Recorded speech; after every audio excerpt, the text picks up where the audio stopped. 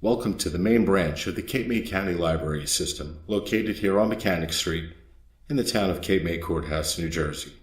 The current library building was opened in June of 1971. The current location of the library is approximately in the area of the shaded red portion of this map from the late 1870s. On the corner of what is now Route 9 and Mechanic Street used to be the Union Hotel.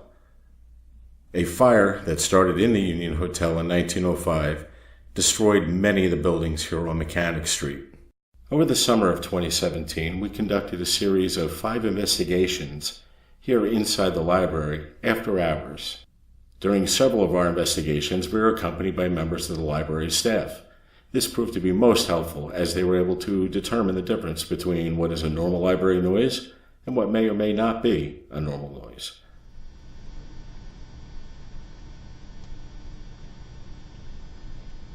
You can tell whether that was a You're hearing that, Mary, aren't you? I heard one knock, but it might have been a settling knock. I heard it. It's either a pipe or a knock, yeah. Prior to even investigating the library, when myself and John were walking through the library as a preliminary and getting to talk to some of the staff members about their experiences, we walked past this door, which is a staff-only door, and it does only open with a key card. As we were walking past, the door jarred, jangled, and sort of kind of opened and closed almost while we were just past it. There was somebody inside, but they were on the other side of the room, and there was no way that they were able to get to the door to open and close it before we got back to the door. So we're not sure what happened, but it seems like they knew we were here. This area of the library on the second floor is the reference desk, and this is a hot spot for us. During our investigations, we've caught a lot of different activity, including EVPs, loud noises, REM pod activations, singing, humming, music, and we even thought we heard crying. While we were setting up for night 3, Kara was startled by this voice. Holy shit, what was that? Did you hear that? Holy shit, what was that?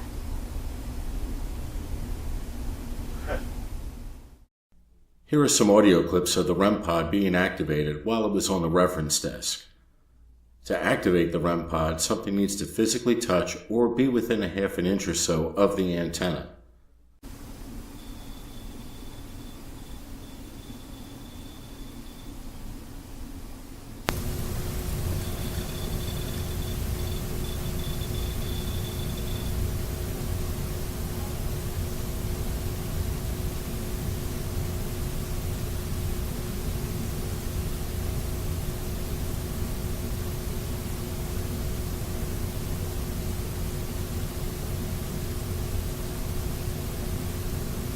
Hey John, the REM pod's going nuts out here and nobody's near it.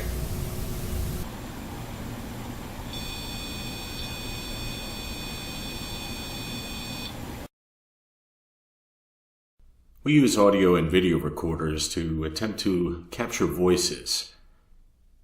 Some are disembodied voices, some are EVPs. EVP stands for Electronic Voice Phenomenon. The difference between a disembodied voice and an EVP is you can hear a disembodied voice while you were there. You hear it live, you hear it with your own ears. An EVP is something that we don't hear at the time, but we do hear later during review. What you're about to hear is an example of a disembodied voice. This disembodied voice was captured near the reference desk early on in Investigation 1.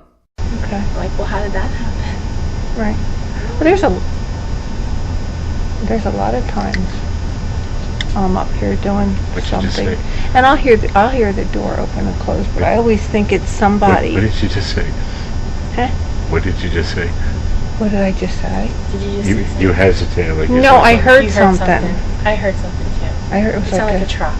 no. It sounded like an. Yeah, like Okay. Like, well, how did that happen? Right. Well, there's a. Okay. Like, well, how did that happen? Right. Well, there's a. During one of the earlier investigations, I was standing here with the magazine rack. I opened it up. I thought I heard a noise. I closed it, and I asked John, "Was that you? Did you just say something?" And John said, "No." And I said, "I really didn't like that noise."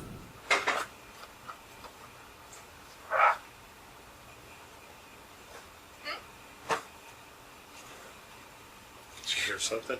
Yeah, you didn't say anything? No. You didn't make a noise. I heard a clunk clunk. Yeah, that was me with the magazines. And then I heard like a ha. But during the final investigation, as I was sitting right here, I felt my arm twitching. I didn't want to move it, and my fingers were twitching uncontrollably. It also felt like pokey fire, as you're going to hear in the recording. And you could see my tendons moving, but I was not moving my arm. It kind of feels like pokey fire on top of my arm, and my tendons are twitching. I can't stop them.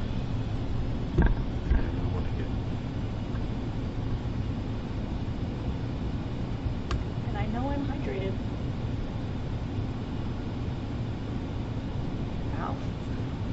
You still feeling it? Yeah. Do you see my fingers moving? I'm not doing that. That's not me.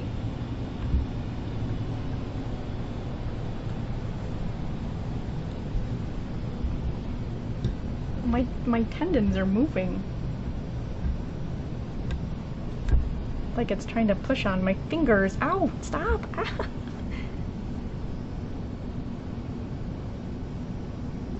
I'm sorry, I didn't mean to say stop. It felt weird.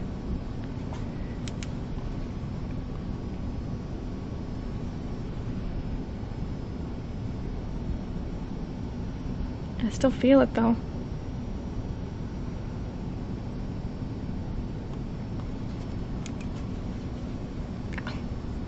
See it twitching? Yeah, that's not me. I'm not doing that.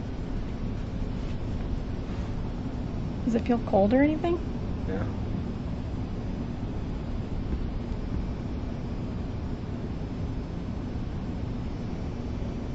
I'm feeling the airflow. It's starting to subside. Yeah, it's gone now. As Kara mentioned earlier in this segment, in and around the reference desk, we did hear crying noises and humming, and we'd like to share a couple of those clips with you.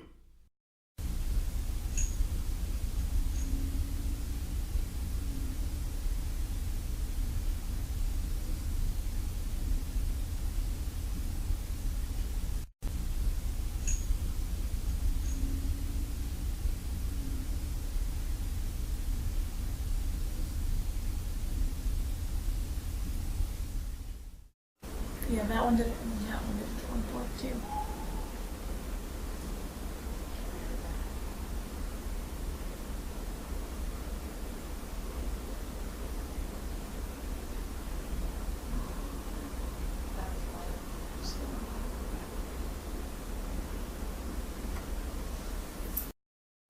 Yeah, that one did it. And that one did it. One fork too.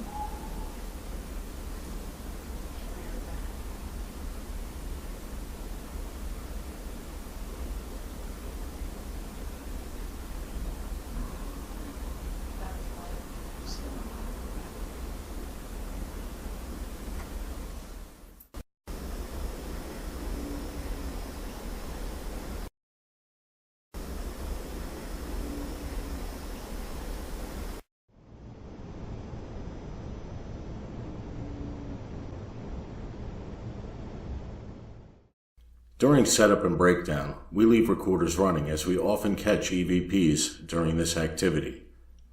This particular EVP, which we are going to share with you, occurred on the third investigation. The library staff that was going to be investigating with us that night had just come in and sat down at the table, and we were going over the game plan for the night. You'll hear the name Robert Deal being whispered. None of us heard it at the time, and it was found during review. It is very clear and is one of my favorites. So far we haven't caught anything visual. Both cameras, not unusual. Visual. So far we haven't caught anything visual.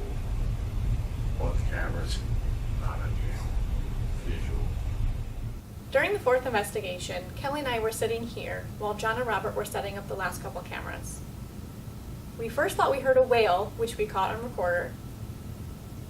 And a little bit later, after we had all sat here, Kelly's hair got pulled and touched. She got touched on the head. You're closer. They like us talking.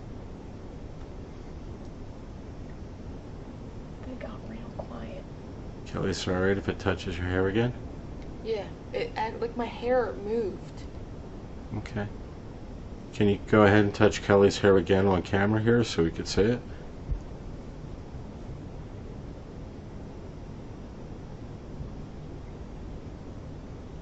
It feels tingly.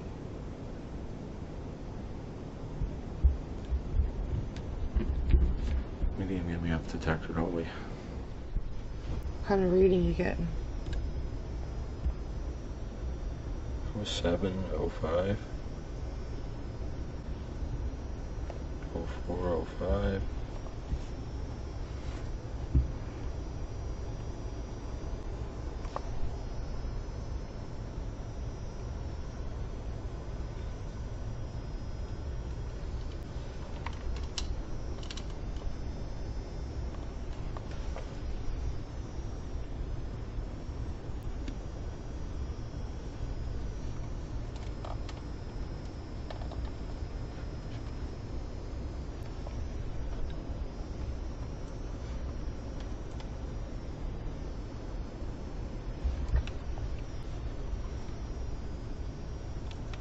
Did you put a metal plate in your mother's head when she was sleeping?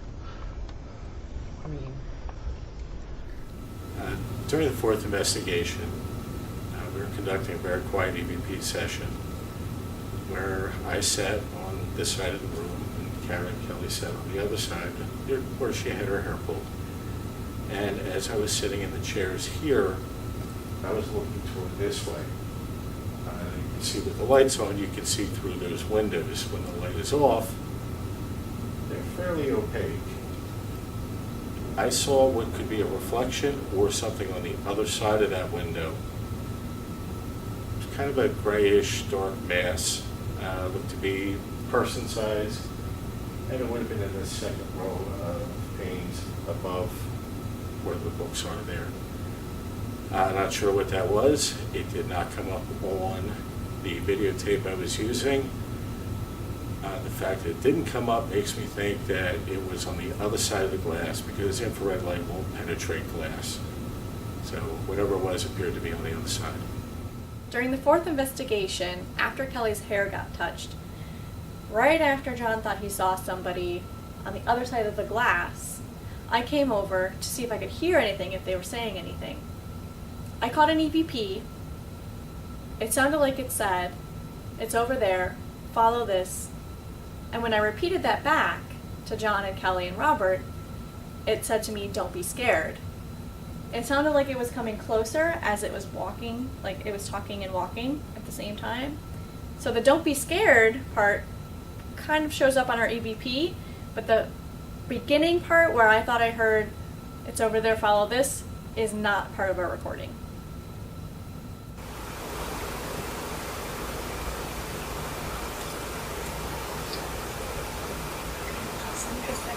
Over there, follow this. Don't be scared. What? Someone just said, "It's over there, follow this, don't be scared."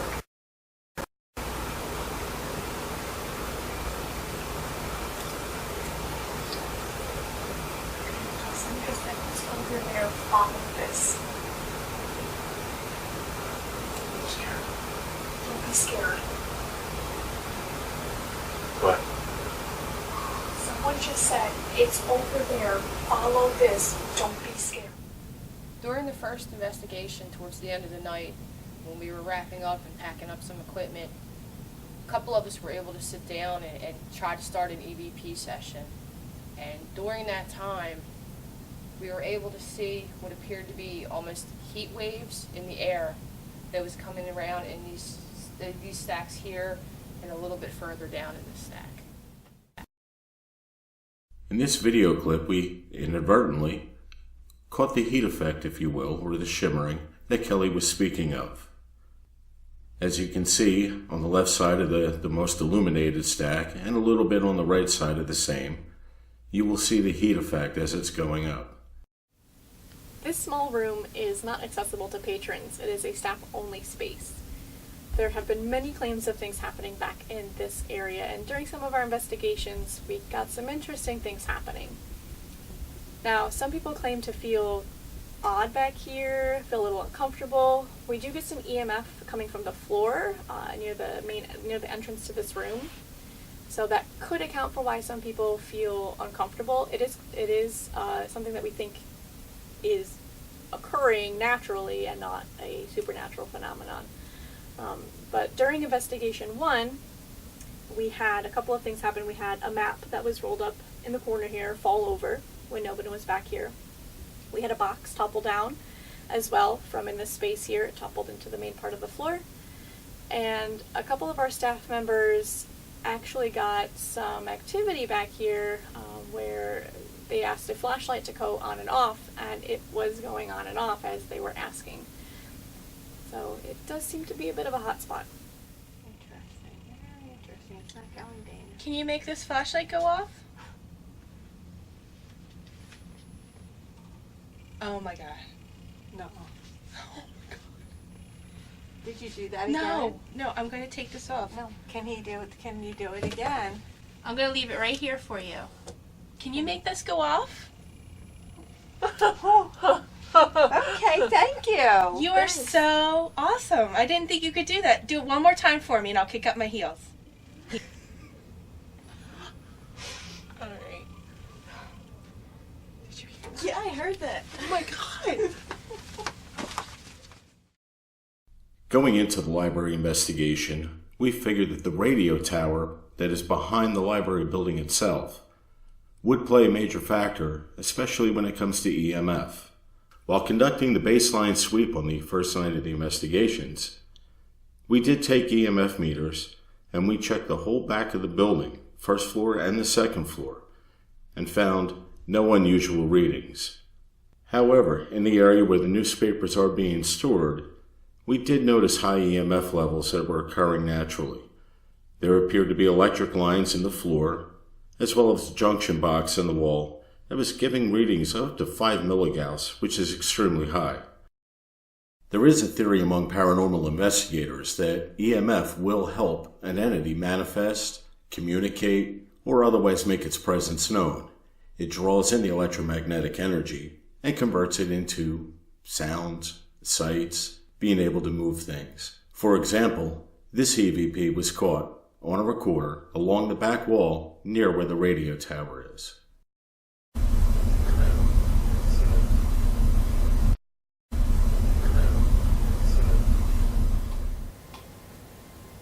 So this is the Technology Learning Center's classroom. It did not used to be a classroom. Several years ago it was the Technology Learning Center's office, and there were several desks in here for the staff members that worked here. When I was working back here, my desk used to be right here, and very early on after I started in 2014, one of the shelves fell off the wall here. Now these are not just ordinary shelves, they're shelves that click down in, so this shelf would have had to pop up for it to fall off. Several other staff members heard the commotion and came running in to help pick up everything off the ground as well. And that's what got me started here in thinking that there was something in the library. So during investigation 1, about halfway through the night, both Kelly and I were touched. We were conducting an EVP session and suddenly things became different. We both seemed to feel the atmosphere in the room changed. It became almost electrified. Both of us were touched, definitely. We could feel it, and it seemed to feel like a male presence to both of us.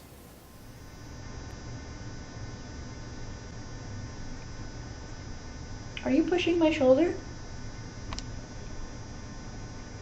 Temperature went up a degree. Nothing big. I just got a touch on my arm. A little touch on my arm, yeah. Yeah, I got a camera on you. Still touching it? Mm-hmm. Are you touching me? Thank you for touching me.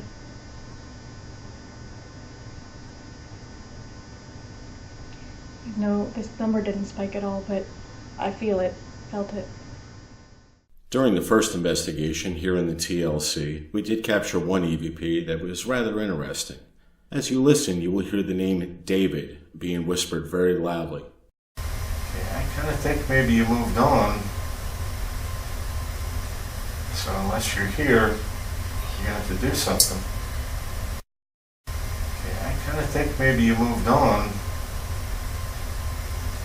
So unless you're here, you have to do something. During several of the investigations, computers in various places around the library seemingly turned on or turned off by themselves.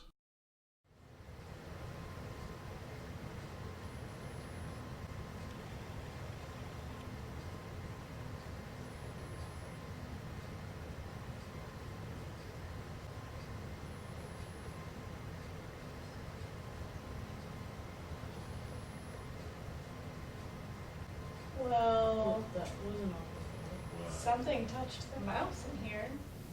This part of the library on the second floor is now the teen space. When we started our first investigation, the teen space had not moved up here yet, so it was just reference and study space. In this area, we've gotten a lot of different EVPs, heard other things on the recorders, and in the last investigation, John and I actually saw a face. We described it differently, but we saw it at the same time.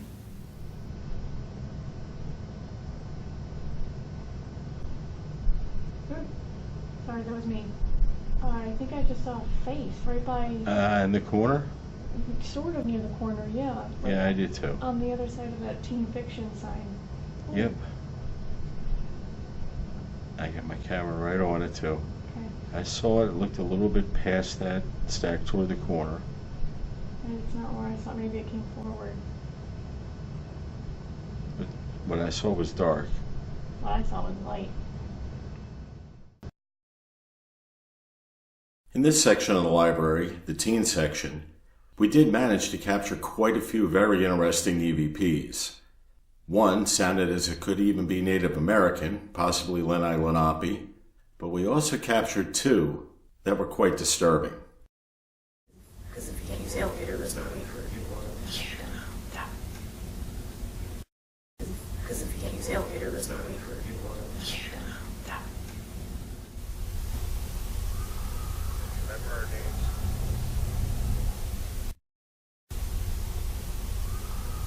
Remember our names?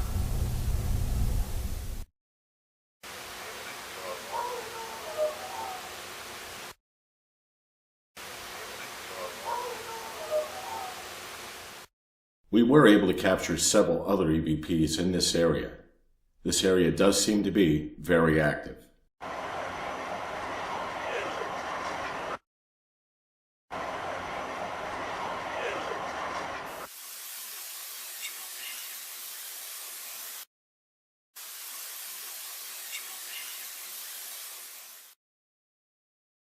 Many paranormal investigators will present images and videos containing what they refer to as orbs. Orbs do exist. However, a true orb is something you can see with your naked eye and is emitting its own light. More often than not, orbs are not seen during paranormal investigations. What many paranormal investigators will find during review are circles or streaks going across an image or a video, especially digital, and they will present them as orbs and evidence of spirit activity. Generally speaking, an orb captured only on video or a still image and not seen with the naked eye is not an orb at all. Instead, it is dust, bits of moisture in the air, or simply lens flare that has been misinterpreted. RIPS will not present to a client images or videos of orbs if they were not seen by the naked eye first. If they were only captured during review, they are discarded. For example, the sinister-looking orb in this still image is nothing more than misinterpreted lens flare. What you are seeing in this short video clip is nothing more than dust being carried by the wake of the people walking into the room. As people walk, they leave a wake, much like a boat would in water. Again, these are not orbs. This is the first floor of the main library.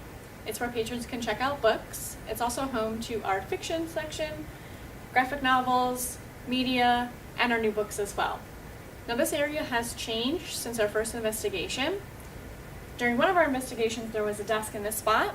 We had a recorder on it. The only thing that we caught during that investigation was a loud banging noise.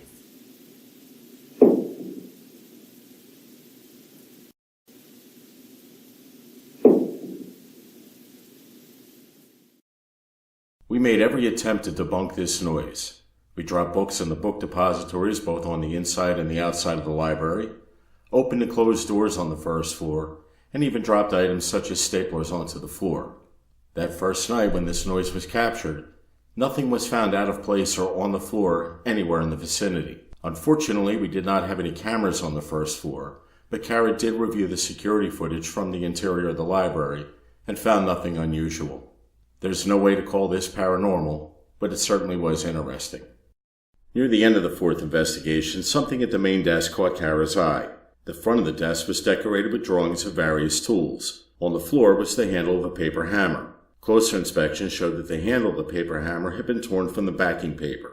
We had no stationary cameras set up on the first floor, but Kara did review the library's security footage. The camera is unable to record in low light, so the moment the hammer was torn was not captured. The security footage did show that nobody got close enough to the desk to cause the damage. A review of our handheld footage showed the hammer was intact at the beginning of the night. While curious, there is simply not enough evidence to label this event as paranormal. This is the children's room. It gets a lot of activity by patrons and is open to the public whenever the library is open. There have not been any unusual reported activity by staff members in this room. During our second investigation, immediately after coming up from our story time downstairs, we were all gathered at these tables. I thought I felt somebody tugging on the bottom of my pant leg. Also during the second investigation, we noticed high levels of EMF and fluctuating EMF. We later debunked some of this as EMF is coming from the floor underneath our feet. Sarah. My pant leg is tugging. Which one? This one. At the bottom. You're getting a 0.4. It just, I'm not gonna move that one, but it just went like this.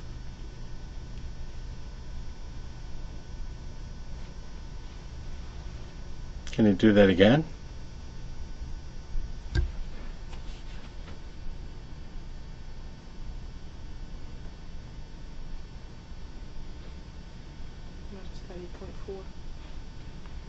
In the 0.2. I got something. My leg is moving. Yep, it's moving again.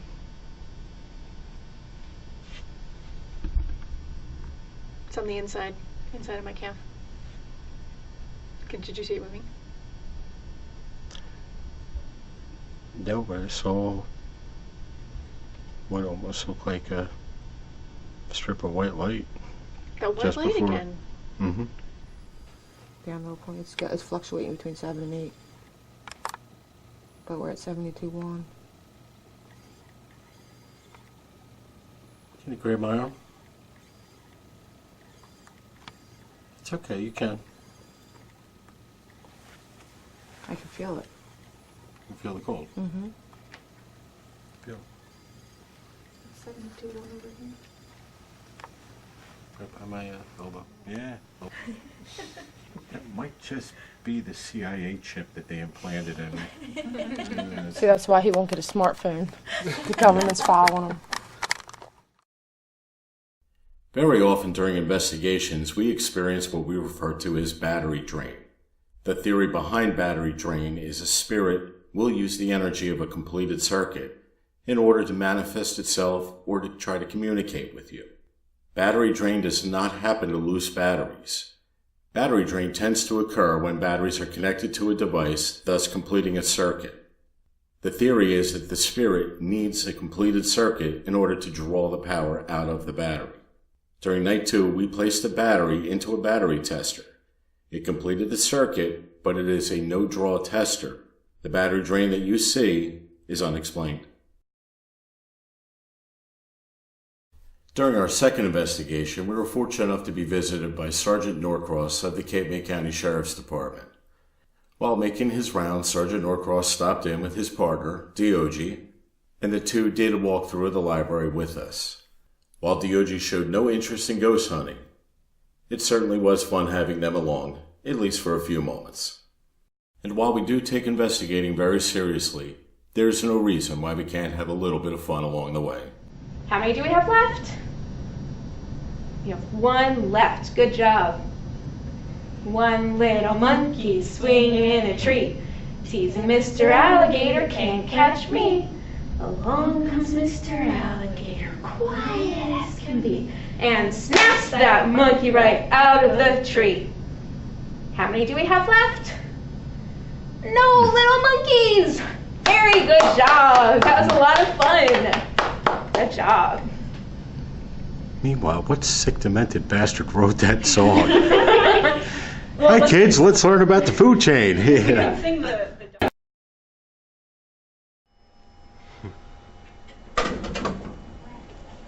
As they arrive for the Grammy Awards. And a red carpet debut. Kelly being as charming as usual. Pudding on a plate, pudding on a plate. Wibble wobble, pudding on a plate. Sausage in a pan, sausage in a pan. Turn the sausage, sausage in a pan. Rice in a bowl, rice in a bowl. Tiptoe, rice in a bowl. Popcorn in a pot, popcorn in a pot, popcorn in a pot. Good job. Very good, very nice. And shooting the setup videos didn't always go exactly as planned.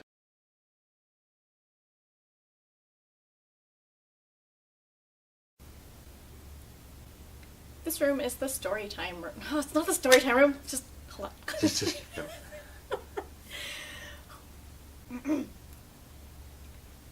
This room is the children's room. Don't laugh. You're laughing.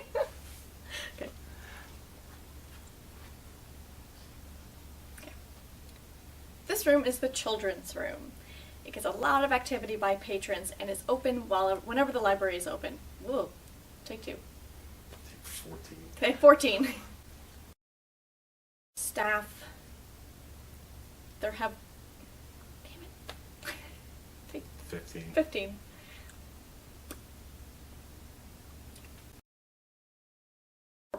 We think it's an electrical line that's running downstairs. That was awful. Let me try that again. I don't feel. I feel nervous now. Like somebody's watching me. Besides you.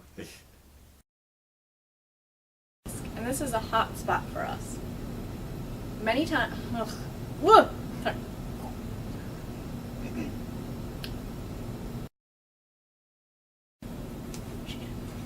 I shook it out. This section of the library is the reference desk. Okay.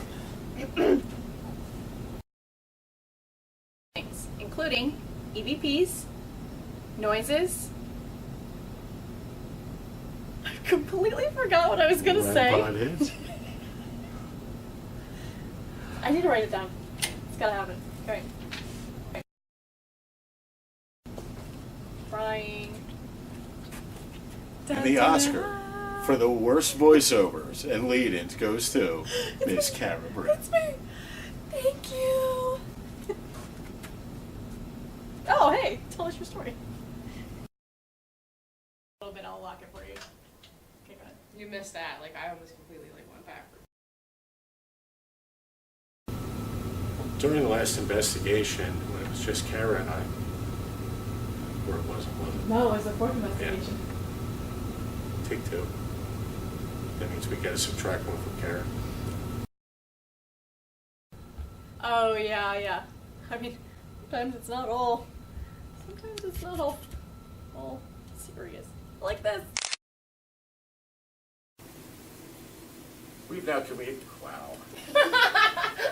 Where's that Oscar? We have now completed 5 investigations here at the Cape May County Library. We're not in the library.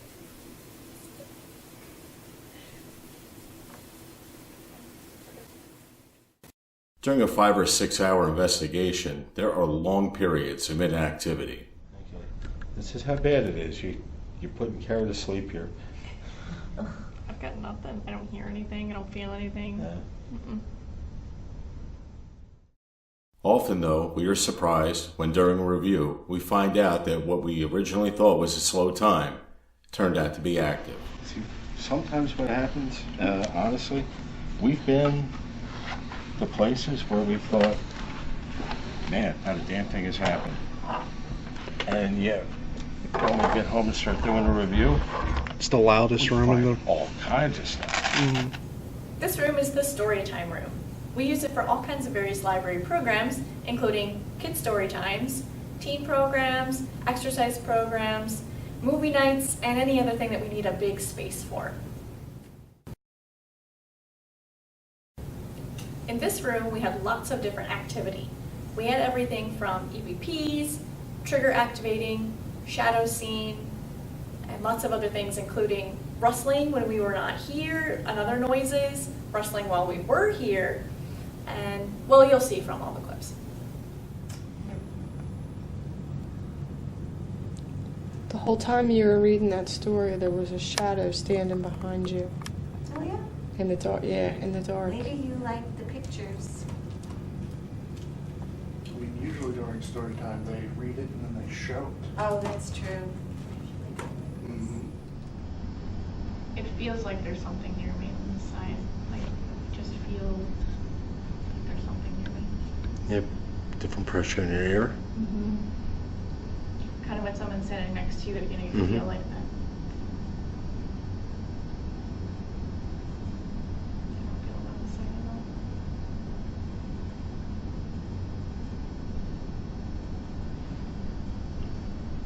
Who is it that's over there with Kara?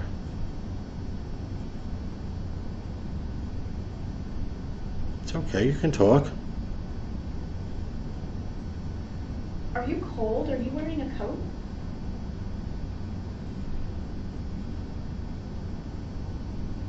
You feeling a cold spot?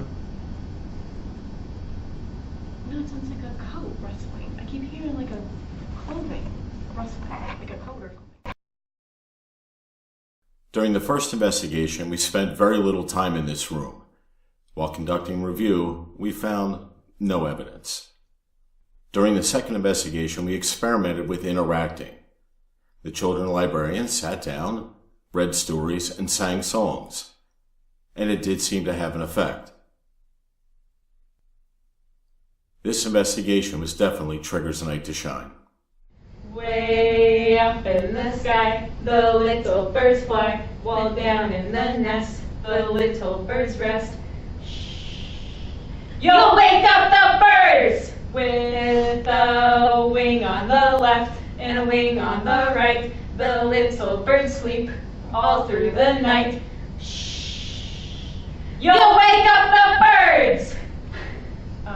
The bright sun comes out, the dew goes away. Good morning, the little birds say. Was that fun? What is it? You hear it? What is it? The rattling. That's the rattling. There's like a humming. You heard that? Good boy, Trigger. Thank you. If he wants to sing again, make Trigger light up again. I am special, I am special. You can see someone very special, someone very special. That is me, that is me. Very good job. Okay, you have to stand up. This one's a Oh, standing one. can we do this first? What's your name, whoever's petting Trigger? Can you tell us your name? This way we can talk to you.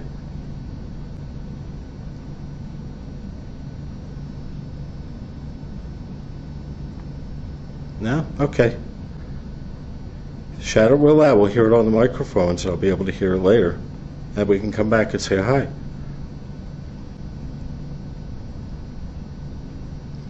Okay, they're going to sing again. There you go. Maybe we should introduce ourselves. We never introduced Sure. ourselves. Touch trigger if you want him to do Freebird.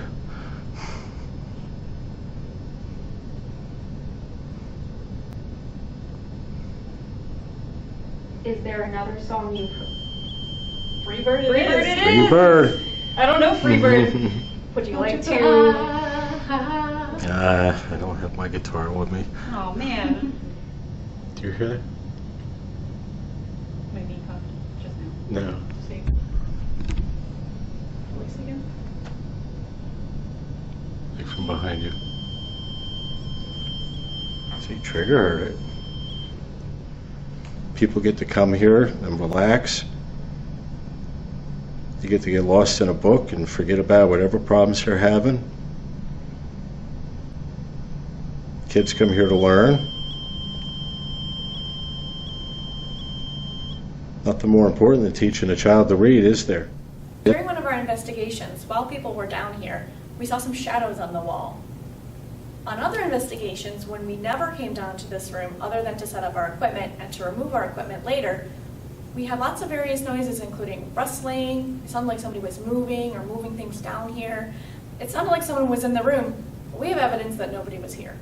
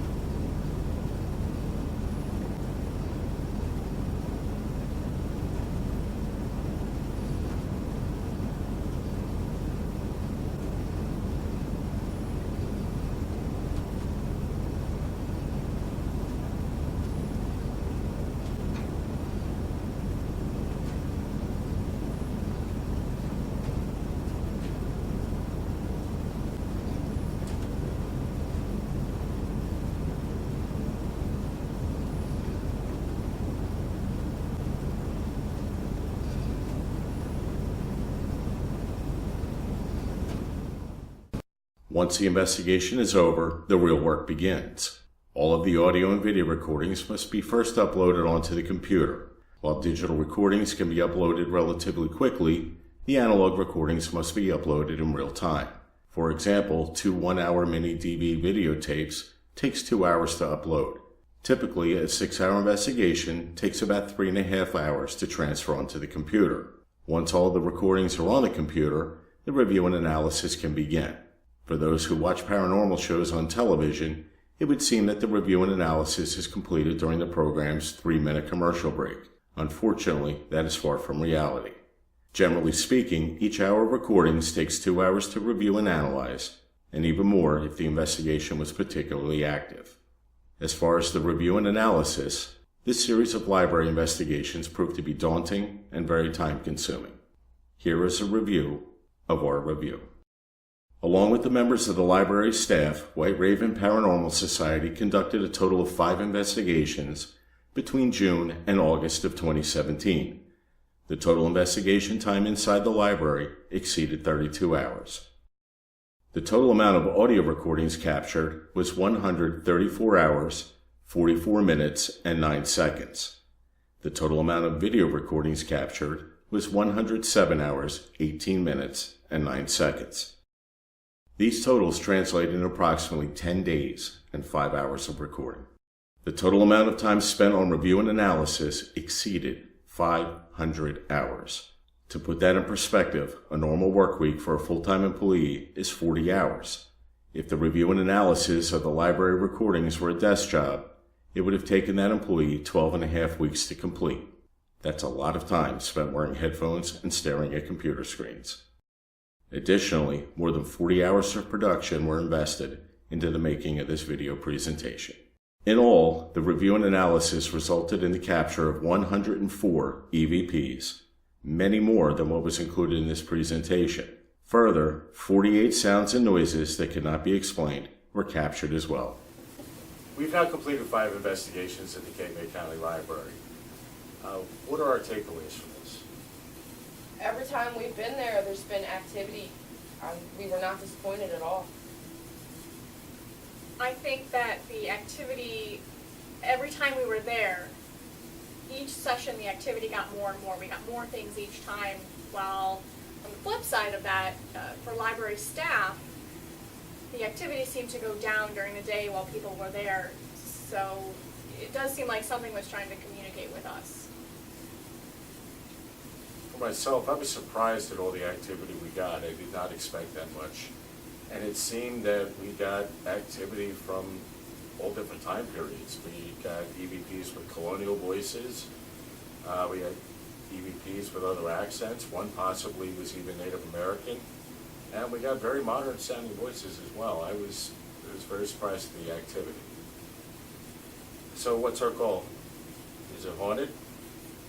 I think that's going to be a judgment call. We're going to present the evidence. Everybody's going to say it at the same time, and it's going to be up to each individual to decide. There's definitely activity that goes on there that I can't explain. Personally, from all the things that have happened that I've experienced and what other people who have experienced things there have told me, it does seem like something's trying to communicate with us.